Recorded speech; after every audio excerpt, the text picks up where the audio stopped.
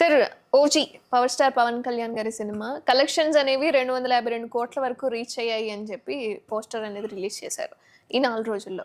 కానీ చాలా వరకు కలెక్షన్స్ అనేవి పడిపోతున్నాయి అని దానికి సంబంధించి బయట టాక్ కూడా వినిపిస్తుంది. కారణం ఏంటంటారు అసలు?